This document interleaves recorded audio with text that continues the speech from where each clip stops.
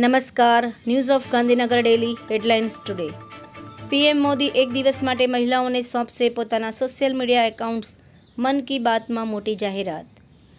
ટ્રમ્પની વધુ એક ધમકીથી ફાર્મા કંપનીઓ પર સંકટ, શેર માર્કેટમાં હલચલના અણસાર। સૂત્રાપાડામાં યુટ્યુબરની પિટાઈ, ખજૂરભાઈના સમર્થનમાં પોસ્ટના કારણે કીર્તિ પટેલે હુમલો કરાવ્યાનો આરોપ। અમદાવાદના નિકોલમાં મોટી દુર્ઘટના, ભેખડ ધસી પડતા 2 શ્રમિકો દટાયા, એકનું મોત। ઉત્તરાખંડમાં વનીકરણ ભંડોળમાંથી આઈફોન લેપટોપ ખરીદાયા, સીએજી રિપોર્ટમાં ખુલાસો। સુરતમાં 108 એમ્બ્યુલન્સે સાયકલ સવાર બાળકીને અડફેટે લીધી, તેમજ સારવાર માટે ખસેડાઈ। તંત્રીલેખ, ક્રૂડ ઓઇલના વૈશ્વિક માર્કેટમાં અમેરિકા સહિતના દેશોનો પુરવઠો વધતા ભાવ નીચે આવશે।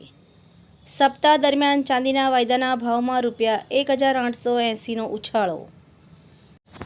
પંજાબમાં જે વિભાગ નથી તેમાં 20 મહિનાથી મંત્રી ધારીવાલને ન ઓફિસ મળી કે ન તો સ્ટાફ, સરકારે ગેઝેટ બહાર પાડીને ભૂલ સુધારી।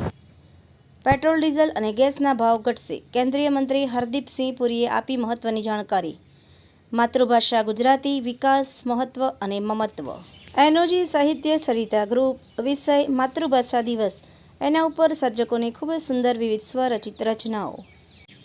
માતૃભાષા શિક્ષણ કેન્દ્ર બોટાદ દ્વારા કવિ બોટાદકર કોલેજ ખાતે વિશ્વ માતૃભાષા દિવસની ભવ્ય ઉજવણી।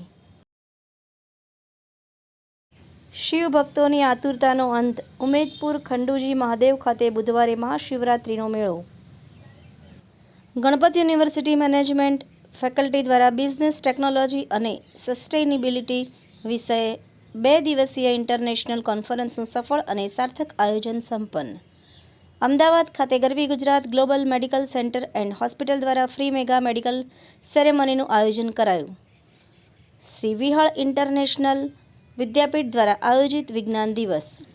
આભાર મીનાક્ષી રાવલ, ગાંધીનગર ન્યૂઝ ઓફ ગાંધીનગર દૈનિક જનફરિયાદ ન્યૂઝ।